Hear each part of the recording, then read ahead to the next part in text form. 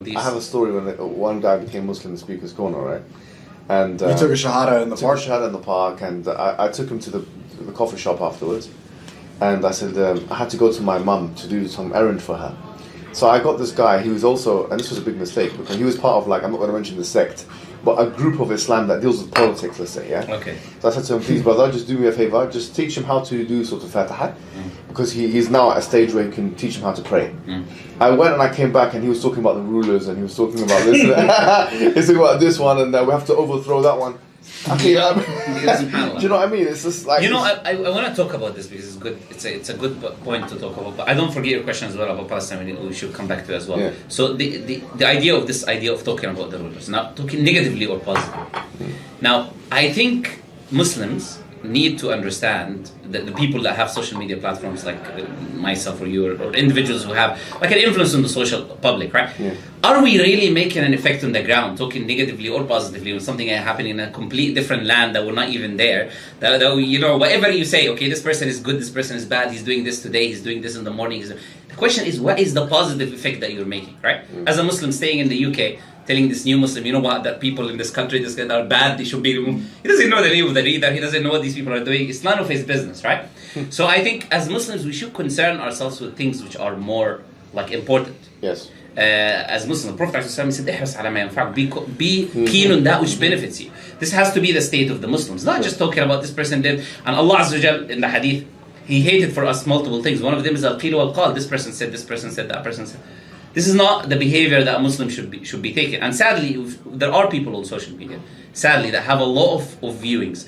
They are not be talking about, like, for example, this person, that person, this country, this person did this person did that today, this person is doing, this country is doing that. Okay, are you making a good effect in the end? Are you affecting change? Let's talk about it. And honestly, I want to say this, I want to hear your opinion. I think a lot of the people that talk about these issues, it is more for themselves. I'll tell you why. Because this is what the people want to hear. If I talk about, this is what the majority of the people want to hear me saying, you know, I'm speaking the haqq, this government is this and that, this country is this and that. I'm speaking about them. And the people end up praising me, saying, look at this is the only real person. Look at all of the other fake people. They're not day and night talking about this person or that person or this person. I think we should all be keen on that which benefits us. Learning about the Quran, learning about the prophetic tradition, learning about these things. Yes, there is a level of understanding what is going on. But to be day and night talking about this specific person is doing this, this specific person is doing that, is this really affecting a good change? And using, for example, the hadith of the Prophet ﷺ that we're just talking about, forbidding the good and, forbidding the evil and enjoining the good. Are you really forbidding are you talking, the king of this country is watching your Twitter account, and he's now you're forbidding the evil, he's reading it and he's learning and he's following what you're doing? Or is it the people that are watching you or listening to you that are the ones that are getting this, he's saying and then praising you, right? So I think it's an issue that we have. And sadly, I want to say this as well, and I want your input in this, because I know you want to say something, sorry. That there are a sense now of pushing people away from the scholars. I think that's the issue that we have today. The people have developed a detachment from the scholars due to many of these individuals talking about countries. And they started now saying, okay, these scholars, look, our person that we follow speaks the haqq. These ulama do not speak the truth.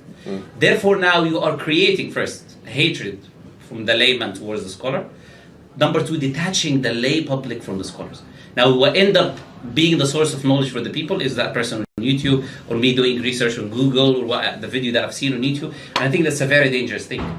The connection between the ulama and the lay people, this is one of the most important foundations that we have. This idea of of course, I totally agree with everything you just said there. I mean, we just have to define who the scholars are, because sometimes as a new Muslim, let's say, or a newly practicing Muslim, you'll be told that the scholars are only the people in this country or this place. Yeah, that's another problem. Yeah, so long as we understand that the scholars are in Morocco, they're in Pakistan, they're in India, they're in all of the Muslim world, there are scholars everywhere. And that their opinions are not say equally weighted, but these people here have good opinions, these people here have this. And so long as we understand that there's scholars everywhere, and it's not just in one place or one bubble, or you have to follow this particular one, then what you've said is absolutely, I agree with it. You know what you're saying is this is the other side of the coin now. I know we're both understanding what we're referring to here, but there's another side of the coin, right, which is what you're referring to, is like thinking, you know what, the scholars are legislators with Allah in a sense. And not only all the scholars, but the group of the scholars that I like. These are the only scholars out there. These are the scholars that can say what is permissible and impermissible. Sure. And anyone else is not a scholar. Because they didn't say he's a scholar yet. Exactly. So you're of one, they would say you're of one of two positions. Either you're unknown, because our scholars have not spoken about you yet. We cannot take knowledge from you. Or you're not good, because our scholars have said bad about you, right? So they have this group of people that sadly it reaches a level of, you can say, ultimate obedience, comparing them with the ruhban, what they do, you know what Allah Azza wa Jalla said about the Yahud. There's a very strong comparison there. So yes, the scholars, the ulama, and I'll tell you something, many of these individuals, I spoke to them, you know, I said to them one question. I said, name scholars outside of that country. Name, they couldn't. And the person then started thinking and telling me, yeah, that's right. Why are the only scholars I know are in the specific country, the specific region, or the publicly always mentioned type of scholars that you hear people talking about? So that's another sad reality. That yes, as a Muslim, you have to be in the middle. I think these are important issues to clarify because sadly they have a major effect on the Muslims.